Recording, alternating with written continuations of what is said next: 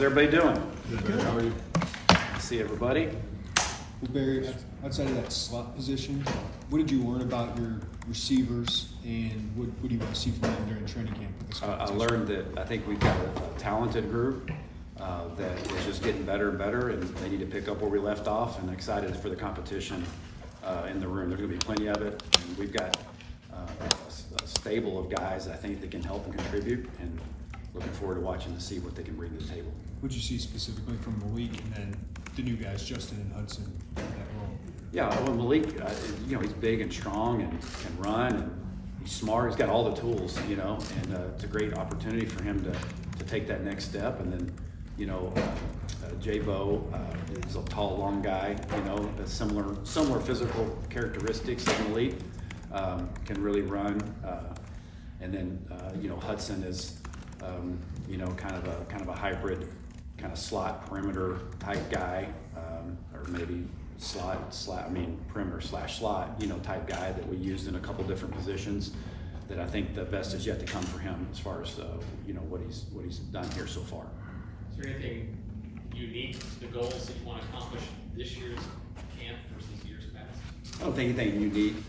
Just going to get better. Just go to work.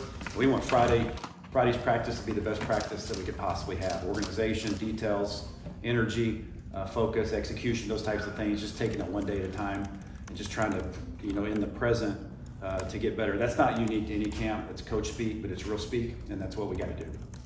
On the receiver front, both Brett and Luke seem pretty eager about Colin Dixon. What did he show you last year and in the spring, and what are you looking for out of him this year? Yeah, Colin is just he's just a super consistent performer. He's kind of cut from the same cloth as Pat a little bit in regards to just the way he works and he blocks, and he's a unselfish player, and he's tough, and he's kind of everything that you stand for. The football is good. It's good about football. So, and he can run. And so, he made enough plays last year to make the impact that he did. And I think big things are ahead for him. But he's just he's a steady player that gives us all every day, and you get the best out of him and what he is. Coach, it's unusual to bring back a starting quarterback for 3 years. This day and age, what's that do for you as far as your starting point when you have a guy like that you know is going to be there, and what's kind of the next step for Luke, you think? Yeah, that's a great question, and so you always got to keep in mind that's one of the challenges is this time of year is you have maybe 4 or 5 linemen that have a vast experience in the system. You have a few backs that do, but you don't necessarily have that at all positions. Maybe most notably the new faces at tight end and receiver.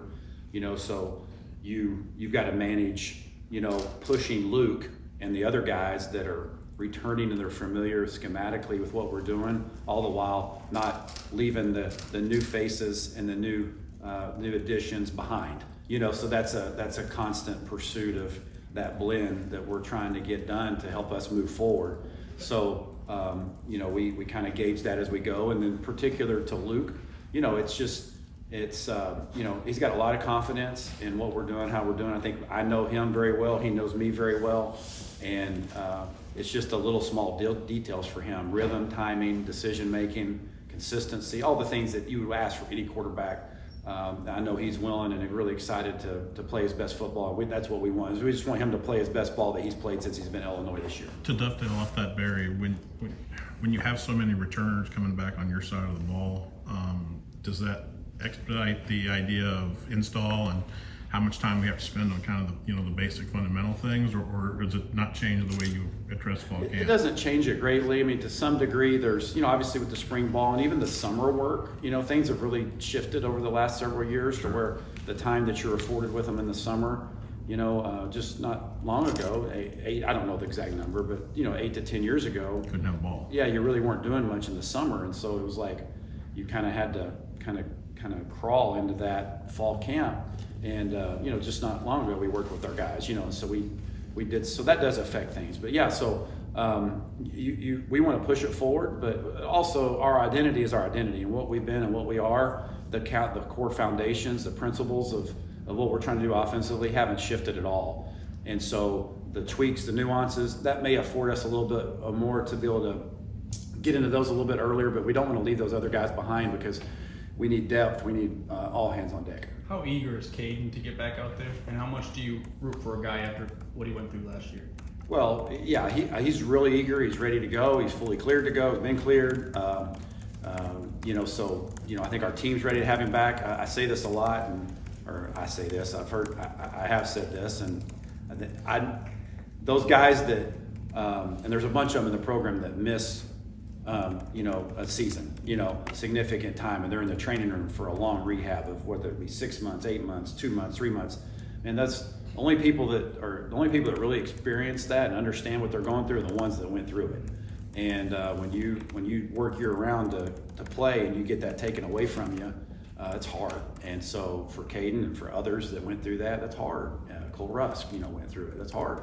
And so I know they're excited to be back. We're excited to have Caden back. Looking forward to what he brings to the table. What advantages or differences have you seen leading into your fourth camp as opposed to maybe your first? Because you are the longest tenured Big Ten OC actually. Okay, well, I would hope that I'm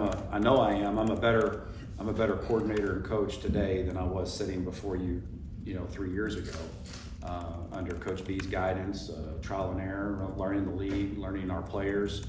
I want to be the best version of myself this year. I'm excited about the staff that we have around, on our side of the ball that help support me in that quest. And it's going on year 4. It's hard to believe it goes by fast, but the culture is super healthy. We've got talent here. The system is pretty, what you would say, stable or established. And I'm looking forward to helping try to take that to another level, using the skills of our players. How much do you continue to tweak that maybe? A lot.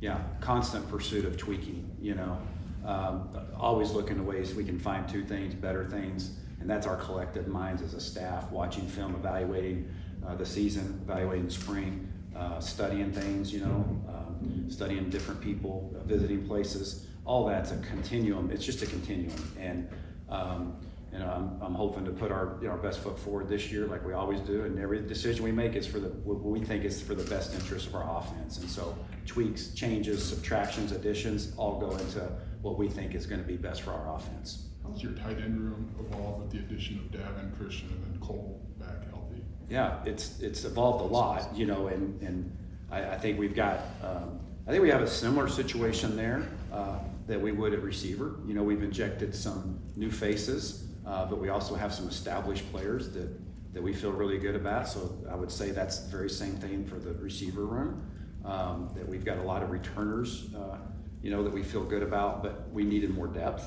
And we brought that in, and excited to see those guys in action. Hadn't seen them a lot, got a little sneak peek of Davin in the spring, and liked what we saw from there. But excited about Christian and seeing Cole full speed.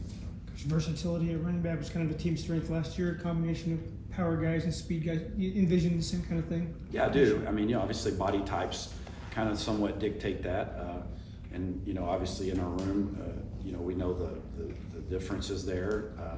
And excited to see the young guys, the two young pups, and as they come into their first, really fall, and excited to see what they bring to the table. We feel good about that room, and we want to play to the strengths of those guys. But we think that combination-wise, there's a lot of things that those bring collectively that make that a really solid room. Barry, what did you learn about Ethan and Carson in your first spring with them? And obviously the reps become more valuable right now going into training camp. What do you want to see from them in game? Yeah, I think Ethan, I saw, just a couple things that stick out to me. I saw, a guy that's experienced, which you would hope that he would, obviously he was, so that's not a subjective opinion, it's a very concrete, he's an experienced player, but he presented himself like that. I've been around experienced players that don't present themselves like they're experienced, and especially learning a new system, total new language that I think he had been at Northern for 3 full seasons, if not 4, I think maybe 4. And, been in the same system and then learning a new language. Really impressed with the way he absorbed that. Very cerebral, very smart. He's played football and he's got a really good arm. And that's really stuck out to me is that, when the play presents itself, he takes it, he can make it, and he's really tuned in mentally what's going on. And then with Carson just got better and better, throughout the spring. Carson has he has a tremendous skill set physically. I mean, as far as just, you know, the arm and the mobility. And so just super impressed with the way he continues to carry himself as well. The way Aiden Lawford closed the season last year is probably the best stretch of football we've seen him play at Illinois. How did you see him build on that in the offseason and seemingly be in line for a pretty big role this year? Yeah, for sure. I think that really, you know, obviously to rush for, you know, I don't know, I think 180 yards maybe or something like 170 against, you know, a Big Ten opponent that plays really good defense. You know, I think that would be good for anybody's confidence. And I think that's what I saw from Aiden. And then and I don't think he's ever lacked confidence, but I think that was a solidifying moment for him of like, yeah, I'm going to do this. I can do this at a high level. And then I thought he made some outstanding runs in the bowl game as well. And so I don't think he's looked back, you know, from that moment. And, you know, he kind of got untracked with being not super healthy earlier in the year last year. And, but I mean, just the way, you know, there's nothing you can't do with him. And that's one good thing about all of our running backs. Even though they have different skill sets, I don't think there's anything that you can't do with any of them, you know, from a schematic standpoint. I'm talking about escaping out of the backfield, pass protection, inside zone, outside zone, gap schemes, whatever it may be. I feel comfortable with all of their abilities to execute the playbook from A to Z. How much are you using preseason camp as trial and error? Whether it's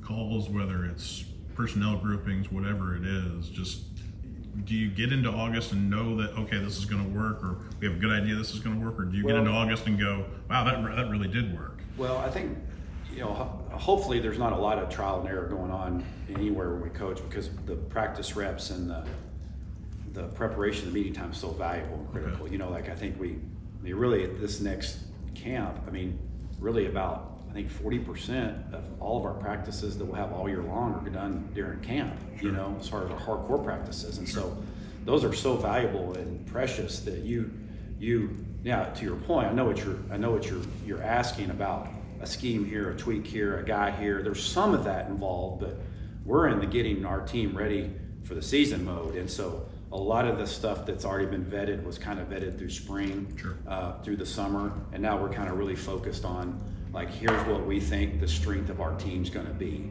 Still a little bit TBD, right? So what are those position groups we talked about? You know, who's emerging there? So there's a little bit of that TBD, but obviously in all systems, there's enough pliability there to make that bend towards the strength of your offense. And so that's probably the nuance that you're referring to. I think that's a great question. In that regard, is like there's a little bit of that, but for the most part, it's pretty locked in on who we are and what we're trying to get done. Luke mentioned in Vegas wanting to be able to maybe run a few guys over or something like that. Yeah. That's something you guys would like to see him do, or not necessarily? Well, you know, he was talking about his weight gain. Yeah. Well, I've gained weight too, Luke. I'm not trying to run anybody over, you know.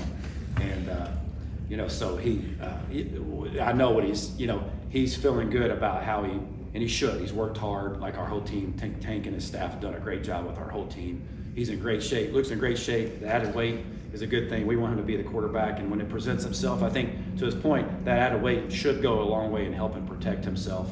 But I don't think we're going to put a neck roll on him anytime soon and try to get him isolated on a Mike linebacker.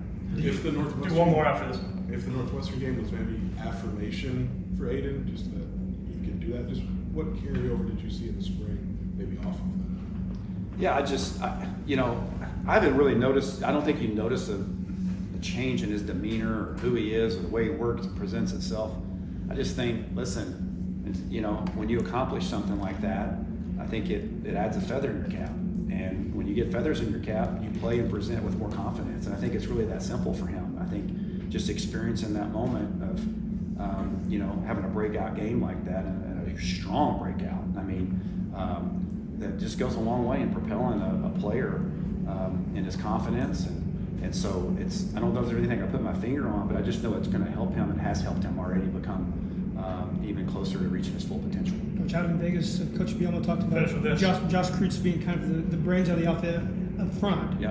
And we'll ask Bart about it tomorrow too, but what's that do for the communication with that group, especially on like the zone plays and the pass protection schemes? Yeah, well, I mean, one of the keys to success in any organization is communication. And it's all around us, right? Coach talks about it all the time, and And obviously, offensively, one of the most critical things is, you know, the quarterback's communication with the team, and then the center, his communication with the guys up front. And obviously, Josh going on, you know, several years now of playing for us, super tuned into his roles and responsibilities. He's got a voice that people listen to. He directs traffic extremely well for us. Our people, our line up front listens to him, and he sets the tone for that. Not just physically, he does do that as well, but obviously mentally, he sets the tone for us up front, does a great job with that, and we give him a lot of freedom within that. Thank you, guys.